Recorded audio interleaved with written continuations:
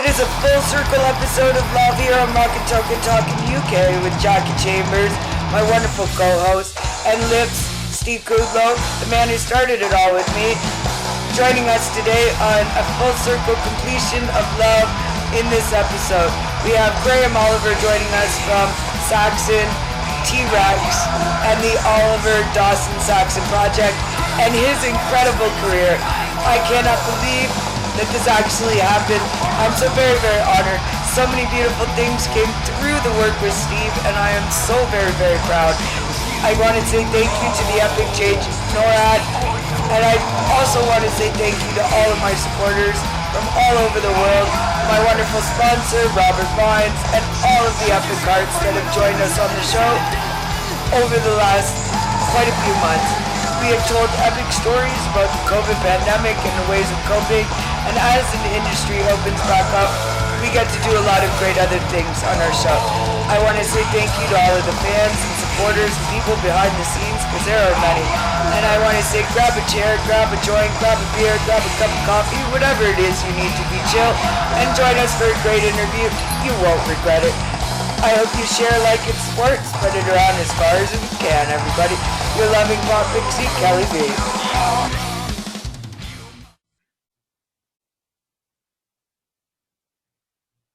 Hey everybody, welcome to today's episode of ROCKn TALKn UK. It's going to be an amazing episode, I promise you. We're just waiting for everybody to kick in and join us here. Usually takes a few minutes, Jackie.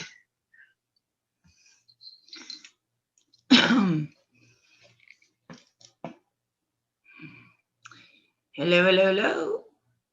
Yeah.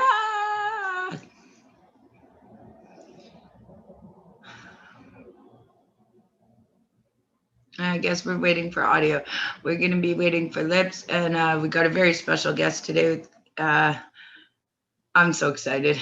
I'll just let you wait and see. Hey. Hi, how are you? Happy Monday. Thank you. How was your gig last night? I'm shattered. I'm not used to these late nights. I hear you. That killed me.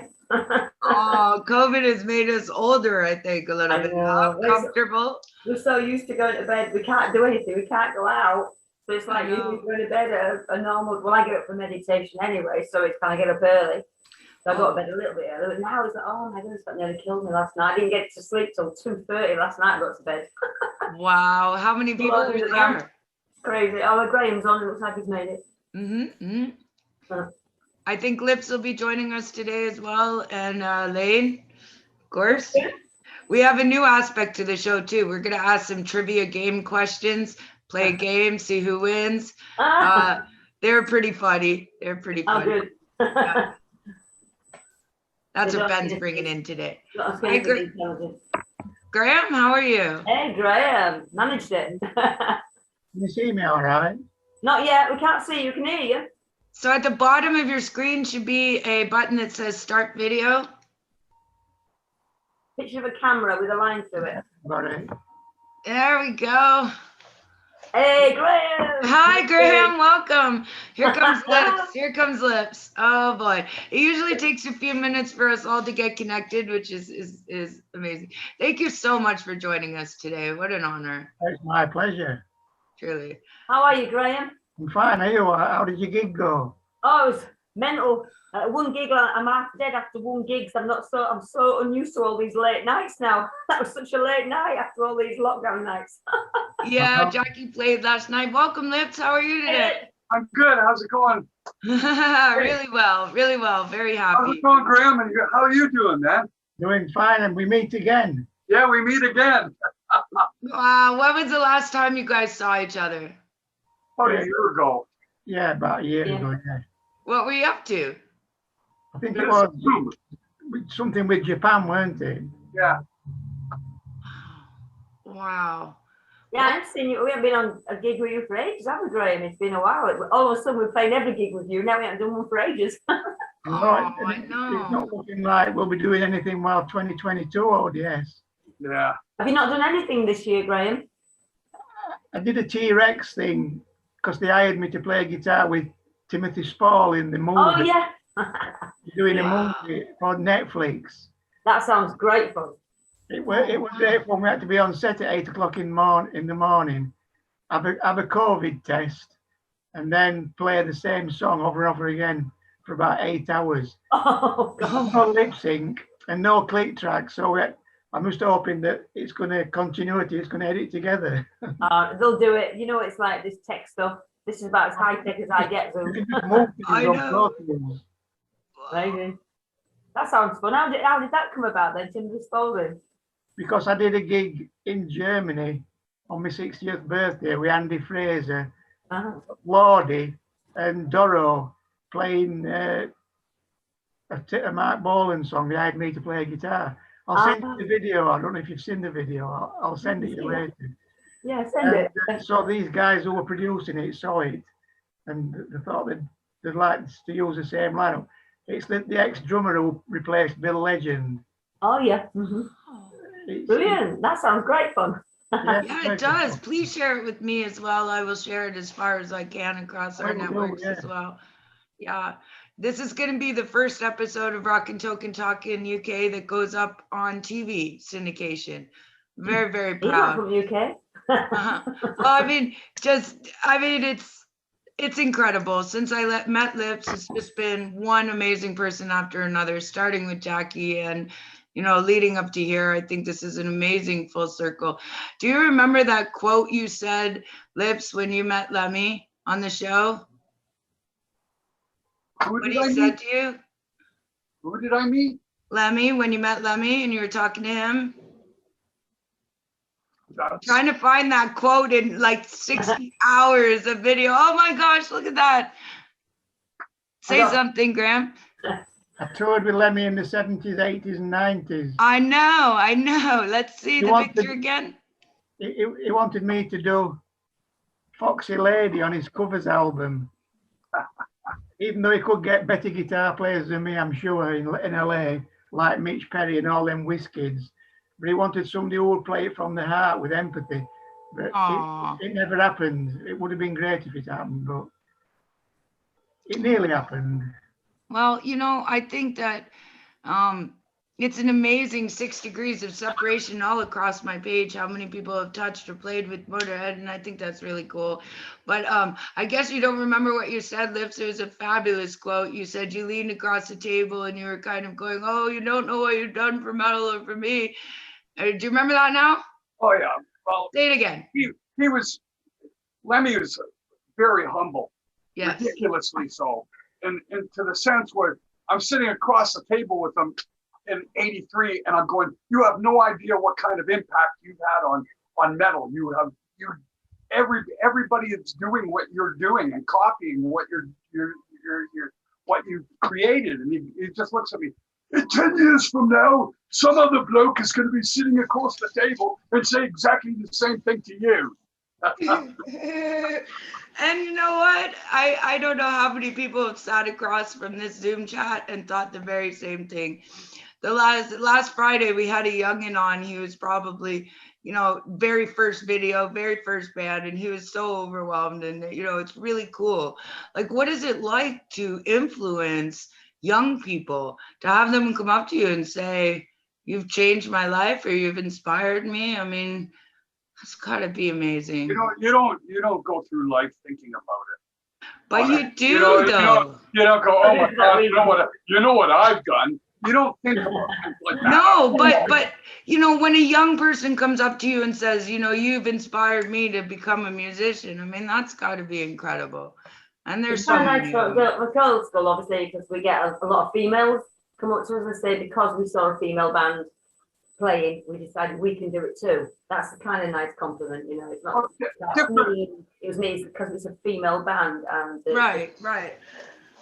Different musicians have different outlook. Like I said the same kind of things to Ted Nugent, and I go, I used to play your songs and in all the clubs, and he goes, that's good for you, brother.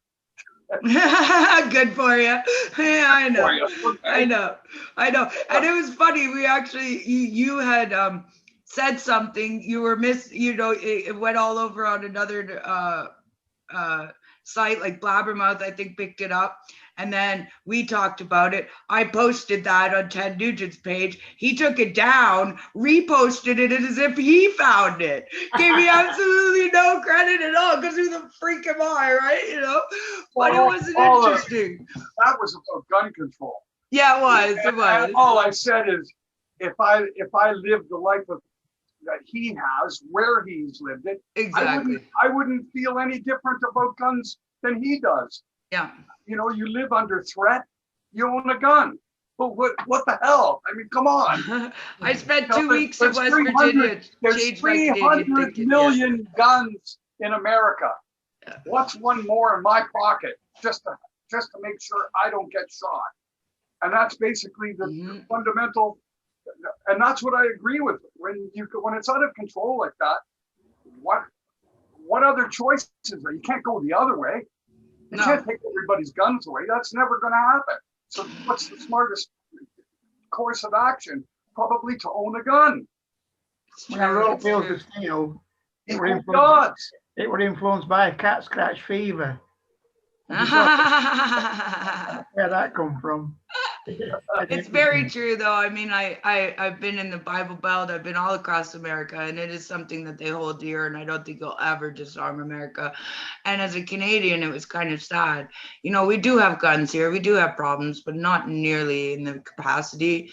You know, it took me a very long time. I think I was well into my adulthood before I even seen one and held one in person, right?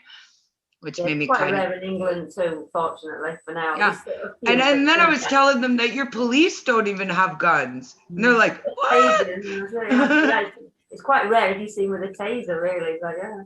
Oh my God. First time I ever held a handgun, I was in Germany. Yeah. Oh, wow, what a trip.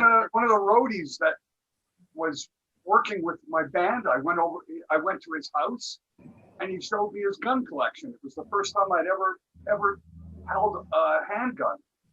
Doesn't feel right, doesn't? Weighed a ton, man. Yeah. Like just holding it straight. Imagine if you're shooting it, you're not going to hit nothing. You don't know how. You got to be trained to use things like that. Yeah, we were in Finland and they took us shooting with a Magnum and shotguns and everything, and even a machine gun.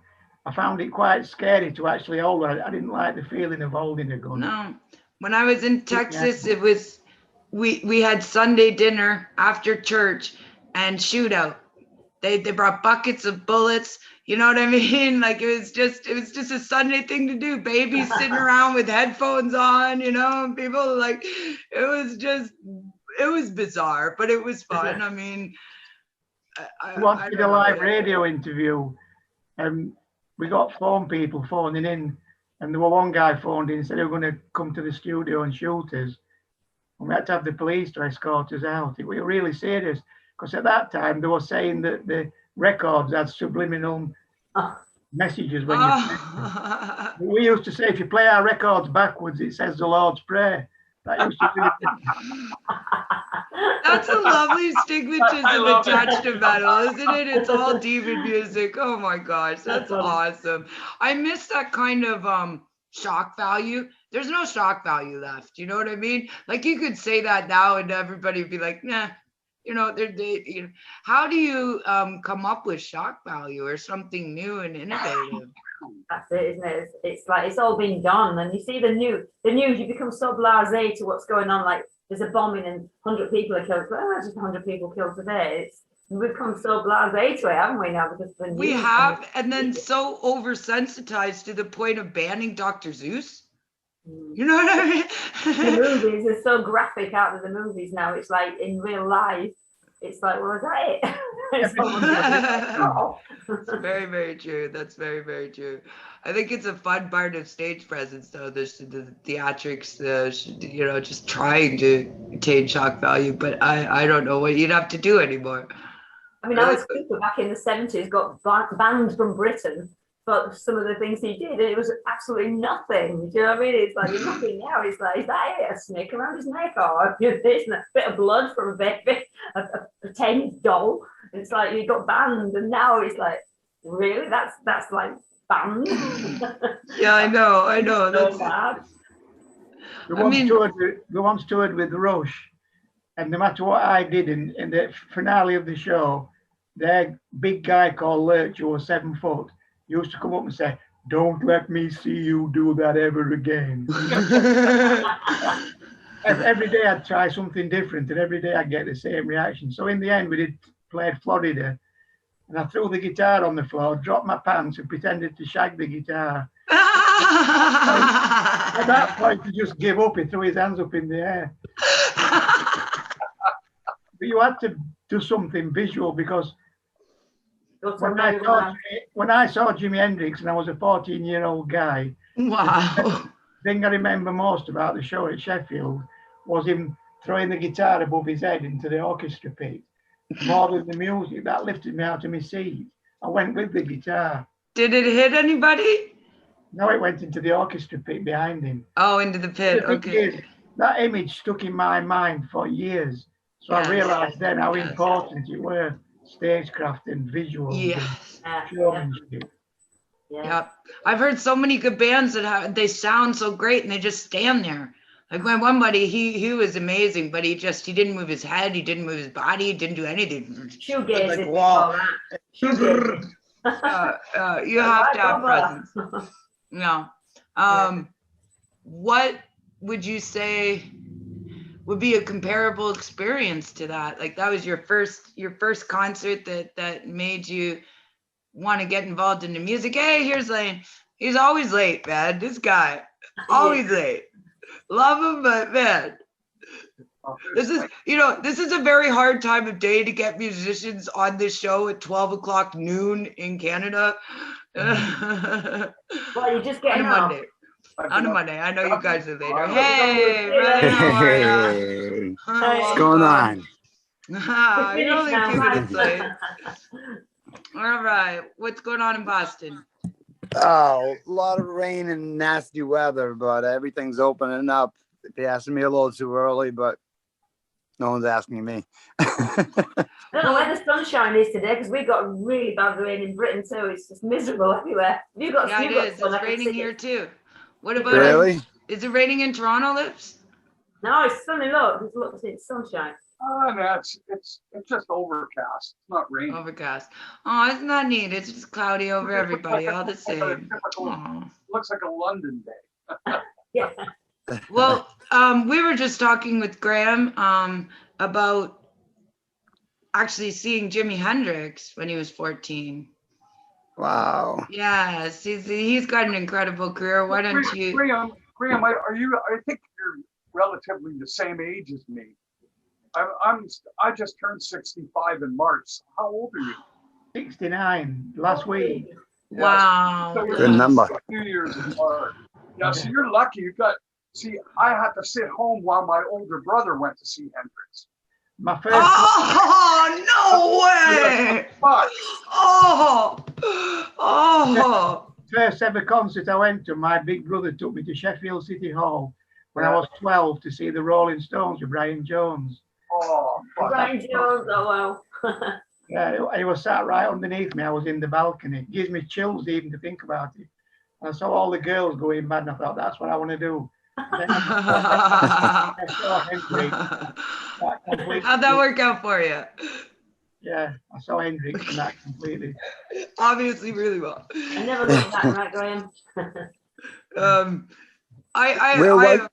Wow. What venue did you see him in? I missed it. Sheffield City Hall. Oh, wow. England then. What was a surreal moment for me is when we were on tour in America in '84.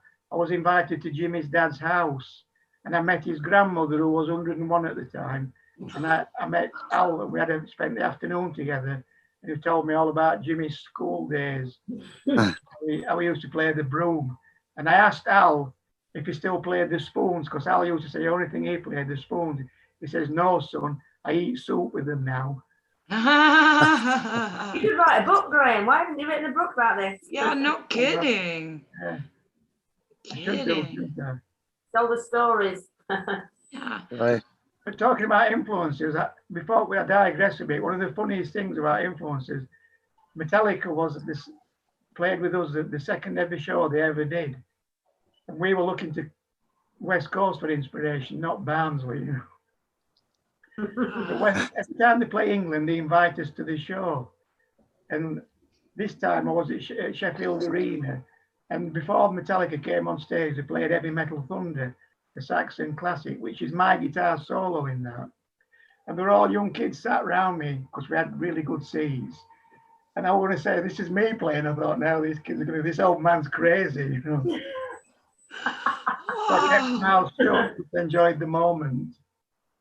I bet. They chose to take to the stage to Heavy Metal Thunder all around the world. As one of their preludes to the play on to the coming on stage. What do you come on to now then, Graham? What's your intro? We just walk on like Motorhead because we do so many gigs like you where it's difficult to coordinate because you end up doing festivals where you just first time you see the stage is when you go onto it. This is true, yeah. You make a real tit of yourself if it was a play on weren't correct. But we do usually play on if we do gigs where we've got his own sound guy, which is very rare these days, as you well know. It's the animal that it is today, isn't it? Yeah. What do you go on to, Litz? Do you have an intro? Litz? Oh, you got me frozen. Oh. Have you got an intro that you go on He's to? just stone silent. Do you have an intro that you go on to? Okay, so the problem is like, the sound is really fucked Do you up. have an intro that you go on to?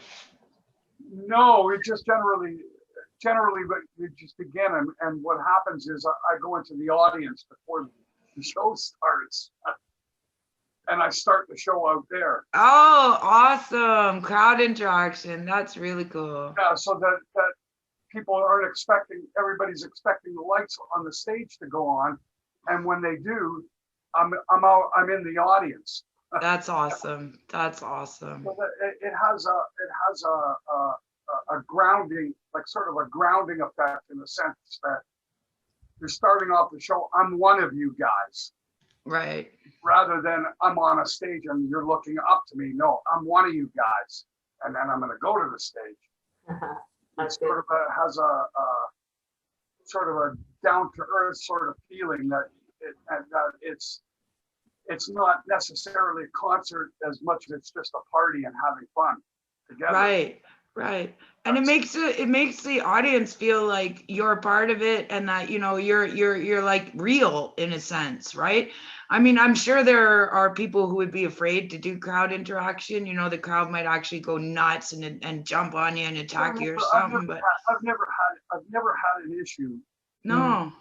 Never really. And people usually, it's usually they just want to get their picture taken. Yeah. It's actually hilarious. I stay out but we start with an instrumental, so I just stay out on the floor for the whole thing. So it's amazing.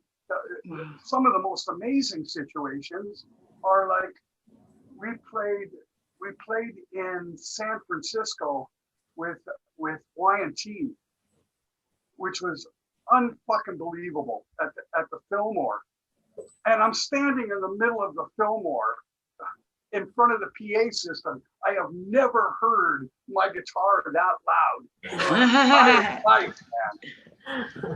You just cannot fucking believe that the bottom end is literally shaking your balls. It's just fuck. I mean, you know what it's like to stand in front of any rig that you have, but not in front of a huge, massive PA system. You just hug, jug, holy fuck. That's so cool. I've been out front. I couldn't get back up. I couldn't get the steps. There were no steps. I jumped down into the pit. Oh well, Couldn't get back up. it was the elaborate setting up was our road cases that went all the way up the stage in the front so that I could get down and up.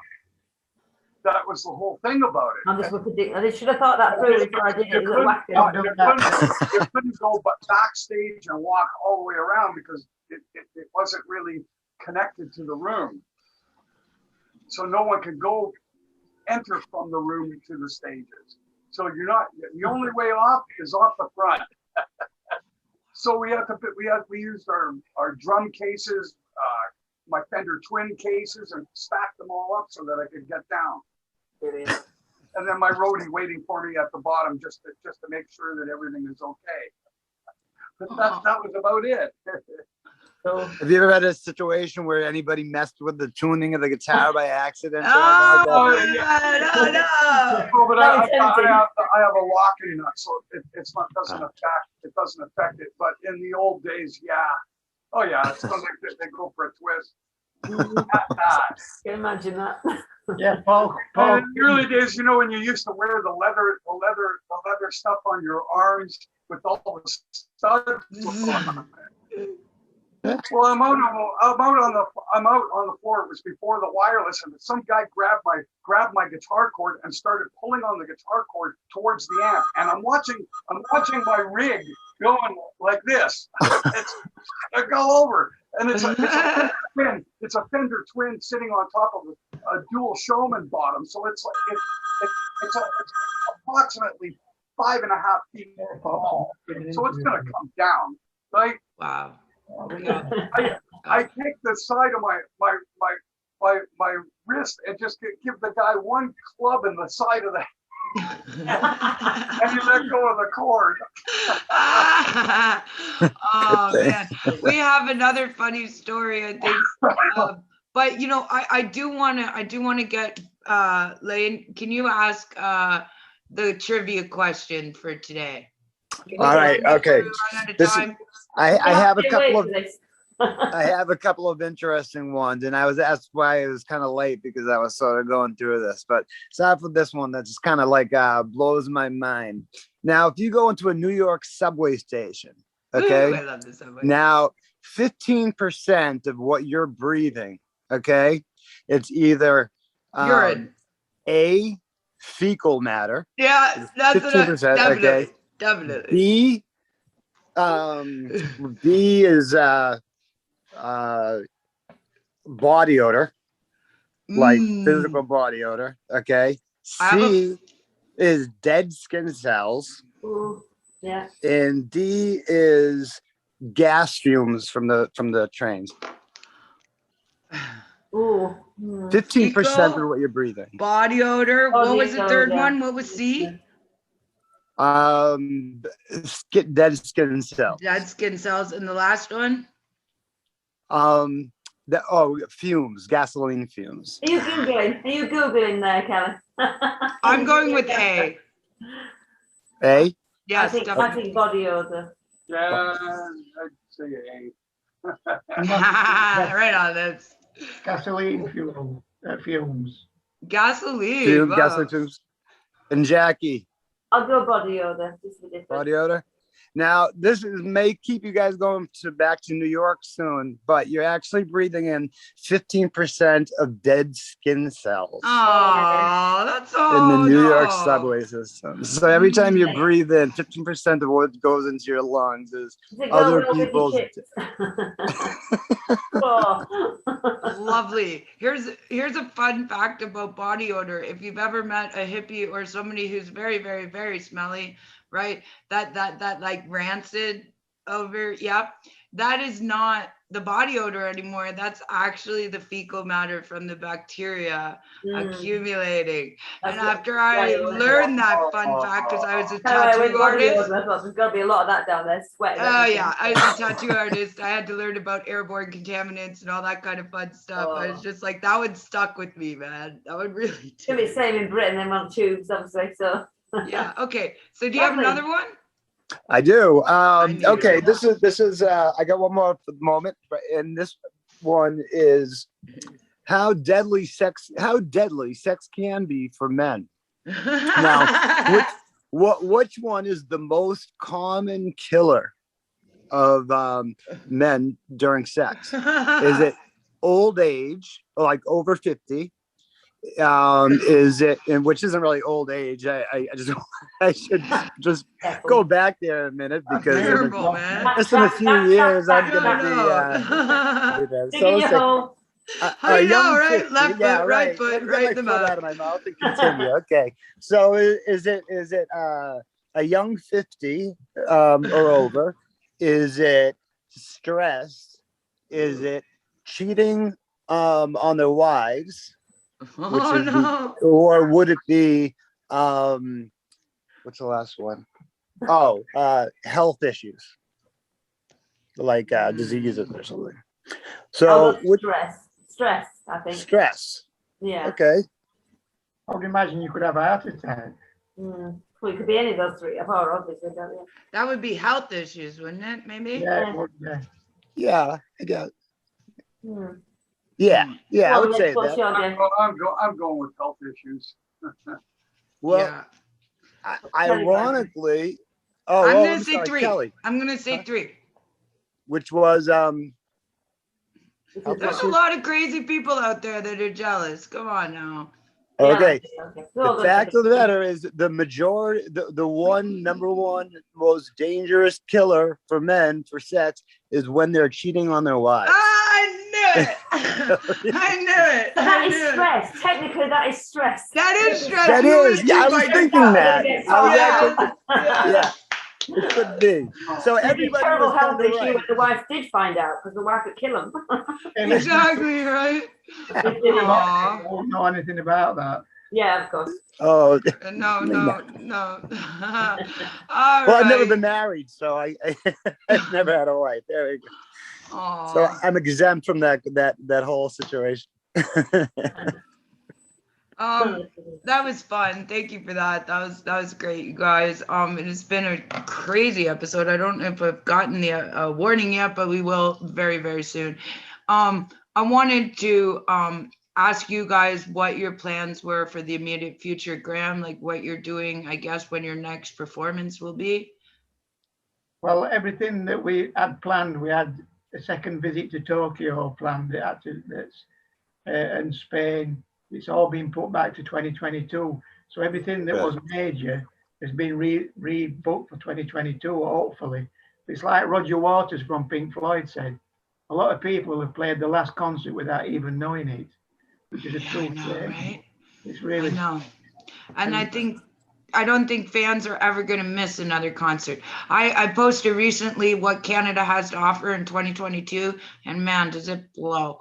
I was the saddest search. I don't think if a good show comes to town again that anybody's going to miss it or the opportunity to play one. You're not going to say, we'll do it next year. So far, his next gig that's actually booked is Giants of Rock in, I think it's at Seaside Town. Yeah. Good on that. I think, yeah, we did it. We've done it together, me and you. Yeah, we've done it. Yeah. Oh, how's that? Can't remember. The old school or Saturday. I can't remember. Probably the old school, was it? I remember. I never remember. So many gigs now. So many gigs. What about you, Lip? When's your next one? Your first gig, when is it again? It's actually it's somewhere around September 16th or 17th. Wow, you must be so itching, both of you. Jackie got to play last night. I got to go through recording before I'm even thinking about playing somewhere. I've got a lot of work and things to worry about before I get there. It's still live, Ed. Yeah, I played last night, Liz, but we played in England last night on the day that England got to the cup final. I know, right? Talk about blah. That's why I asked you how many people showed up. Yeah, we actually sold out the gig. I mean, it's tables, it's chicken in a basket type thing. So it was like only 50 seats anyway. So it was sold out. So we got there, great, full audience. And of course, the football, we had to play it in between the football. So the support band went on first, then the football. And of course, it went to extra time. And then so we didn't get on stage until about 11 o'clock. By then, for Sunday night, a lot of people had to go home, public transport, they had to work today. And didn't England lose? And then we lost. Yeah. So it was like miserable old audience. They came around, but it was like a very odd atmosphere for the first couple of songs. Like, how did we lose that? I don't know much about soccer or football, you guys call it, but I heard it was a pretty intense match between Italy and England. Yeah. But it's the first time we've been in the final since 1966, so it was a massive deal to England. And of course, the whole country was watching this game. Yeah. I remember 1966. 66, yeah. You're such a I would say, I was like, honestly, in the United States, like football or soccer for you guys, for us, whatever, it doesn't usually get that much coverage. But I'll tell you, last night's game that was probably the most, even more than any time when the States are in playing. You know, like little Italy, little Portugal. You know, everybody's like so close together within like you just cross over. You know, well, compared to you guys, right? You're in the other section, right? And it's like warring awesomeness, you know. It wasn't like Great Britain because we had Scotland in there, we had Wales in there, and we had England in there. And sort of like we're playing Italy. I mean, we had a good team, but we just lost on penalties again. It's like we can't win on penalties, can we, Graham? No. You know, you pay these people how many thousands of pounds a week, and they can't even put a ball in the net. That's Well, true. apparently That's they true. didn't pick the shooters, the good goal penalty men. They left them in the wings. I know. It's like they put the young kids on, they give them the responsibility to these young boys, and it's going to ruin their lives because they're getting all this abuse now, aren't they? It's awful. Should have had Richie Blackmore, because when we toured the Rainbow, he insisted every support band played football with him. Oh, wow. Yeah. That's so cool. He used to kick you in shins. You had to let Richie score the goal. You had to let him. Okay, we'll let him, you know. That is really fun. I don't know. I'm not good at soccer. I'm not very coordinated at all. I'm really not. Was not good at sports. I mean, we're talking about track and field in school, and I remember running towards the hurdle, getting all nervous. I might have had narcolepsy all along and just spazzing out and running face first into it, knocking it down and hurting myself really bad. And I was terrified to do it again. Like, I'm just not doing it again, right? I failed track and field like almost every year because I was just not doing it. Couldn't get coordinated to do a layup. People just wanted something to hold on to in England. Even people who hate football and never watch it ever, just stopped because the atmosphere in the country was immense. It's true. It's right. Infectious. Yeah. Completely coming together. With the hockey for us, right? Yeah. And I'm sure in Boston as well. Hockey. Oh yeah, I mean definitely, especially like the north end of Boston, which is all pretty much where the Italians settled. It was just insanely like lit up last night. Fireworks were going off. And wow. Every place was, the news were there, coverage. We've never had that. Here, if you guys, I'll leave you with another trivia question. All real right, quickly. yay. Okay, so check this out. No matter how much we work out or no matter how strong we get, we'll never be as strong as our hair. Okay, how much can our human hair hold? Okay, can it be 10 pounds, 48 pounds, 1,000 pounds, or over 5 tons? A human hair, did you say? Hair. The hair in your head. Oh, hair. All right. Hair. Sorry. Oh, the last one. Hair. I know that. Yeah, it's the Boston accent. Awesome. Okay, so as a hair, can your hair hold 48 pounds? Sorry, what? 48 10 pounds, 48, 1,000, or 5 tons. Or I'll 5 go the tons. last biggest one. 5. Okay, Yeah. so you say over 5 tons, which that would be 10,000 pounds. Okay. No, I'm Graham, gonna go with 1,000 maybe. I don't know. 1,000? Okay. Yeah. Graham?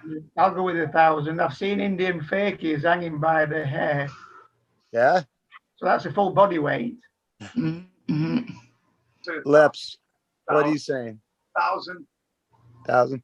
Actually, human hair can hold over 5 tons. Oh, you win, Jackie. Nice. Jackie. Nice. That's crazy. Because I've seen people can hang by the hair, so it's got to be really strong. Yeah. Wow. I mean, that's insane. A ton. That It's amazing. over 10,000 That's pounds. crazy. I used to everything do. up here is incredibly strong. Your brain, your mind, your intellect, your third eye, everything up there is incredibly strong. That's very, very true. Bits. True. I mean, I used to do piercings when I did tattoos and we did suspensions and stuff like that. It's crazy what the human body can endure, what it can do to itself. Just amazing, truly amazing. Actually, to suspend on just a tiny amount of flesh, it's pretty. I would never do it. I've seen it, but it's yeah, it's pretty intense. So out of the three of you guys, Cyteria and Saxon and Anvil, who's coming to Boston first? No, Yeah. Toronto. That is something I'm going to be discussing as soon as possible. Jackie is getting you over here, Lips. If we could do like you guys right here, if we could do something together, that would be absolutely amazing. Well, we just signed with No Love Music, so we're looking exactly. at We just changed it to the name of everything, but we'll fill you in on all that. Yes, that would be super. I tried to get the agency that we worked with in the U.S. to bring Girls School, and there wasn't enough money being generated. Okay, so this is what we're working on. Lips is trying to pull the headliner, and I'm hoping that Silver Lining might be able to help us with that. We have some ideas. We really want to pull this together, and I have incredibly, and I will not say who, pulled some epic sponsors to this. So in time, and this is my problem, I have no freaking patience. I want this to happen like, August, September, October. I'm like, what are you doing tomorrow? You know what I mean? Let's put on an arena show tomorrow. I know this is not the way it works, but in my brain, I'm like, come on. So I really hope that something like that can be pulled together. Lips, Graham, it'd be an incredible honor to do that. Really, truly it would. So let's see what we can do, totally. Would you be up for that, Graham? Definitely, yeah. Definitely. Awesome. My first tour of America was 1980. And so we'd love to get back while we still got some license. Young? Yeah. Yeah, you guys. Really, 1980 last time. We got 1 minute left. I just want to tell you guys I love you from the bottom of my heart, and thank you so much, each and every one of you. Thank you, Kelly. All right, guys. Happy Monday. Absolutely perfect. Bye. Bye. Oh Graham, it was great meeting you. I hope you yes. come back. I hope to see you again soon. Yeah. Jackie, awesome seeing you. Hopefully this next week I'll see you again. All right. Bless you all, guys. Great. Thank you so much, everybody. If you'd like to reach out and become part of the show, here's how. I want to say we are always looking for wonderful sponsors, so if you'd like to do that too, just reach out. Don't be shy. I want to say thank you to the amazing Roy Stegman of Pyre Driver Records and Sister Kill Cycle. You are the other half to ROCKn, TALKn, TALKn behind the scenes, and I'd be lost without you. Thank you so much to the friends, family, and supporters. Please like and share. Your loving Pop Pixie just has this message. Be kind to yourself, be kind to each other, and take good care. Keep it metal, everybody. Kelly V.